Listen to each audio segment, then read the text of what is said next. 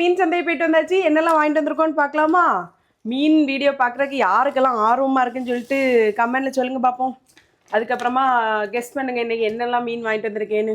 First வந்து அரைக்கீரை 15 ரூபா. இப்போ கொஞ்சம் ஹெல்த்தியாக சாப்பிடணும்னு தோணுது பார்த்துக்கோங்க, அதனால 15 ரூபான்னு கீரை வாங்கியிருக்கேன். அதுக்கப்புறமா என்ன மீன்? என் மோவும் கரெக்டாக சொல்லிட்டான், இறால் மீன்.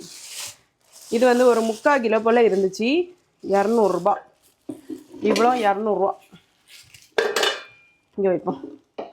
வீடியோ எடுக்க ஆளுகளும் இல்லையா, நம்ம கை தான் நமக்கு உதவி. ஸ்டாண்டு தான் எடுத்துகிட்டு இருக்கு, அதனால தான் உங்களுக்கு சரியாக வீடியோஸ் வந்து கவர் பண்ண முடியாது.